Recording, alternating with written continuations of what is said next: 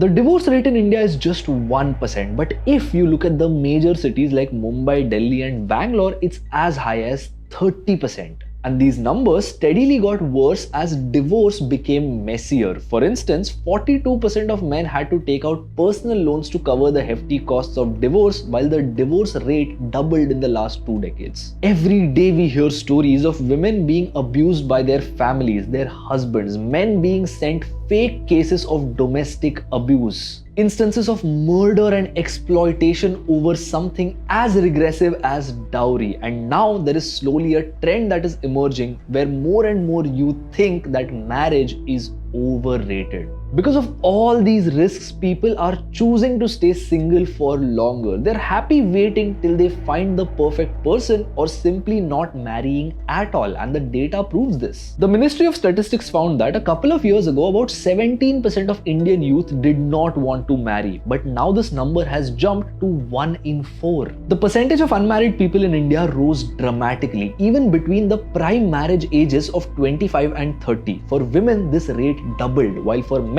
it grew 12%. So why is it that the country that is associated with big fat weddings, the one that hosted the biggest wedding of the century, suddenly so against marriages? Let's dive in.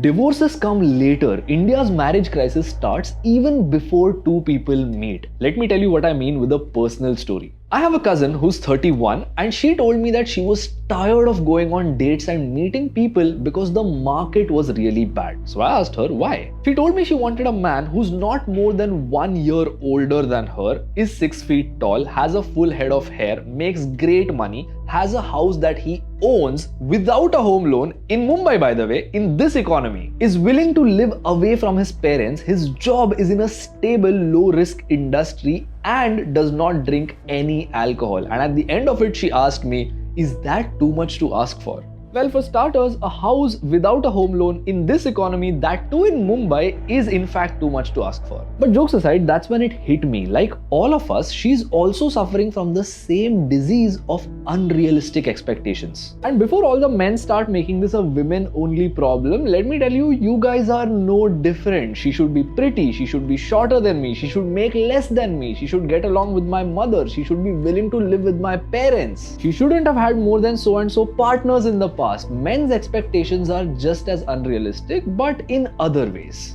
Anyway, the point is, exposure to social media, pop culture has made us feel like unrealistic expectations are the new normal. For instance, it is common to have 2 international vacations every year. It is common to have the perfect love story and the most amazing partner. It is common to have all the luxuries and have your salary cover it. These unrealistic expectations get 10 times worse when you look at India's arranged marriage scene, because along with the two people trying to get married, now their families are involved and every single person brings their own expectations into the picture. And along with all these factors that already make finding the perfect person sound impossible, arranged marriage also has things like community, family background, customs. And let's say hypothetically, my sister is able to find the perfect person who fits the bill. Don't you think that her unrealistic expectations spill over into her married future and bring her a lot more grief? And my mother told me something incredible about managing expectations. She said that if you marry the most perfect, well-settled person, then what's the point of marriage? If you're both perfect, what do you build together? Shouldn't the goal be coming together and becoming perfect as opposed to finding someone who's already perfect? What do you celebrate together? Getting a promotion, getting a new job, buying your first house together. If everything is perfect, then why are you even marrying? But regardless, these expectations are just the start. India's 1% divorce rate is just tip of the iceberg. It's not something to be proud of. Many people look at the rising divorce rate in cities and call it westernization, but it's far from that. These divorces are exposing the reality of Indian marriages. And one of the biggest reasons why that is happening is education.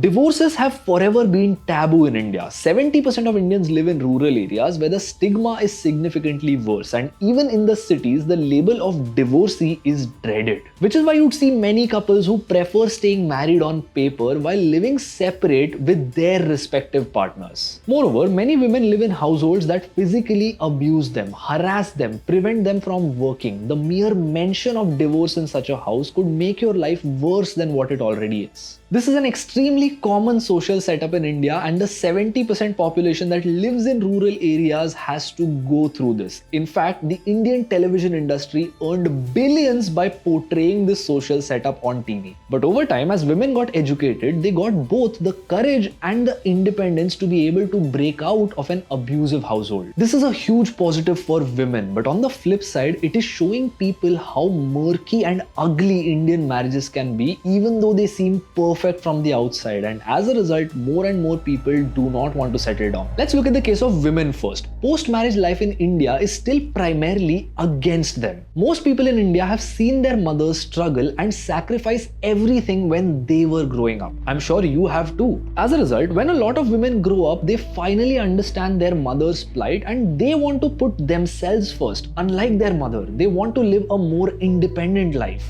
Most orthodox in-laws, on the other hand, believe that when a woman is marrying into their family, she should come in with a mindset of serving and respecting the elders. No matter how much we modernize, this status quo still exists, even in the big cities. Movies like Misuse show you how bad this can be. On the other hand, if we look at the case for men, actually wait, what do you think about marriage? Do you plan on getting married? Let me know your thoughts in the comments. If you notice, in the recent times, a lot of men are extremely scared of marriage because they think that their wife might file a fake domestic abuse case on them under India's section 498A, which could ruin their lives. This is India's vague domestic abuse law that defines cruelty as any willful conduct that harms a woman's well-being. It's a non-bailable offense, and most Indian lawyers would tell you that it is near impossible to get out of. Now, most of you might be thinking, how is this a legitimate fear for men? Because obviously most cases cannot be fake, right? We need such a law. Let's look at the data. A paper published in the Journal of Neonatal Surgery showed that only 15% of cases filed under 498A were genuine. Of the other frivolous cases, 40% were filed to gain custody of children, 25% were done to gain access to property, and 20% were done purely for extortion. In the last 1.5 decades, the amount of cases pending under 498A grew 2.6 times, while the total cases that were either withdrawn or dismissed because they were compromised grew 70%. If these percentages are still relevant in 2025, imagine the total damage it has done to our society. And I have a theory here based on my understanding of Indian society. The genuine domestic violence cases rarely make it to the court given India's patriarchal structure. More often than not in India, when a man does something terrible to a woman, the man's family rushes to the woman to convince her to not raise her voice because it might spoil the man's life. This is even true in the case of sexual harassment and violent crimes like rape, and I have the data to prove it. In Delhi, 88% of women faced sexual harassment, but less than 1% of them reported it. Police data showed that in 97% of such cases, the victim knew the perpetrator personally. In India, such crime goes unreported because more often than not, society is on the man's side. Not just the man's family, but even the woman's family tells her to back off because the case might ruin his life. I have seen women backing off with my own eyes purely because they didn't want to ruin that person's life because he had kids despite him doing horrible things. So on one hand, we have all these genuine cases that never come to light because society is structured that way. But on the other hand, when a fake case is filed, do you know what the system does? A woman was found guilty of such a frivolous case by the Supreme Court of India, and the only consequence that she had to face was a warning from the court. We need to figure out a way in which people are empowered to speak up against atrocity while being heavily penalized for misusing a law that is meant to empower. So not only do we have unreasonable expectations that make marriage extremely difficult, but we hear all these stories and get dissuaded from marriage even more. But at the core of it, it doesn't have to be like that because Indians are extremely lonely. The country ranked third in terms of loneliness in the world. 43% of Indians reported feeling lonely and wanting connection. And where were they trying to find it?